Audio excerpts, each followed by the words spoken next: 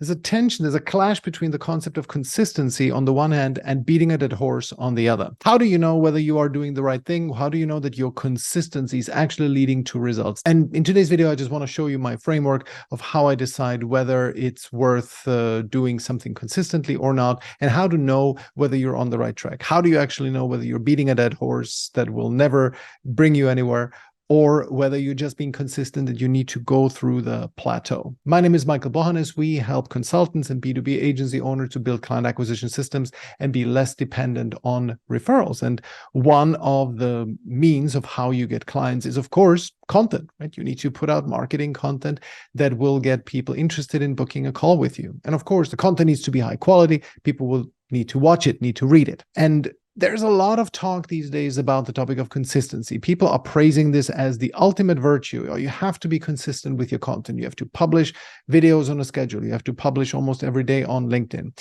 Or they say, even if it's not every day, but at least stick to a specific routine, stick to a specific time, stick to a specific schedule, and you're going to be fine. Well, the thing is, I've recently met somebody who has been doing content for a very long time, and for some reason, it just doesn't click for him. He's been doing this for at least 2-3 years, and he has very little action on his content. Very few likes. Maybe on a really good day, he gets maybe 10 likes. And that is a problem because he's been at it for quite a long time. But he told me that he doesn't see this as a problem at all because he's just being consistent. And he knows several other people who have been in the same place, many like Twitter influencers, for example, anybody who's promoting the topic of writing online. They always tell their own stories. Oh, I was writing on Twitter for such a long time and it never took off for me. And then suddenly one day it took off. That is usually a very simplified view of the world. I would argue that it was not happening like this. Even when they show you their curve, for example, their views on YouTube, there always is a small uptick happening. There's always a little bit of like a consistent linear progression up until you hit a certain point, and then there is a hockey stick. Well, that linear progression, that linear growth in the beginning, that is what you need to be looking for.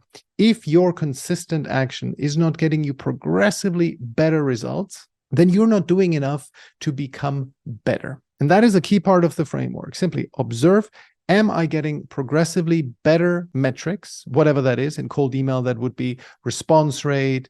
In content, it would be views, engagement, and so on.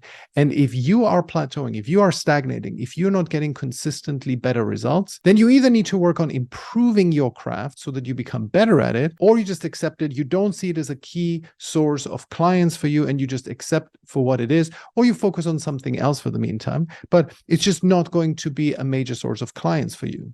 Like, for example, with this person that I mentioned before, he's been doing it for 2-3 years, very few results, but he's fine with it because he has many recurring clients. So that's why also he didn't become a client for me. He's happy with where he's at. But his content is not going anywhere. For him, it doesn't matter. He probably just enjoys the process, or he thinks that he will stay top of mind for some of his network, and that's good enough for him. And that's fine. But I was just thinking, because I also know some people who are struggling with this topic. They believe, oh my God, LinkedIn content, this is one of my only hopes.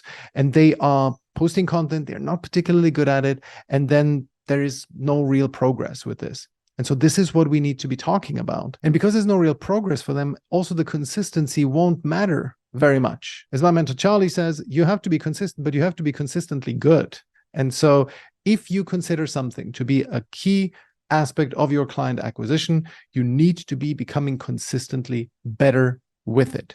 And if currently you are not, then look for ways how you can. Join courses, learn new things, observe other big players in this industry, how they are doing it, try new things, experiment, see what will work for you. If you consider this not to be as important for a client acquisition for you, then you can just coast. But then on the other hand, why would you even do it? But you can keep doing it, but just don't expect any miracles from that. So consistency is key, but quality is the most important metric. And you need to see at least linear, consistent improvement.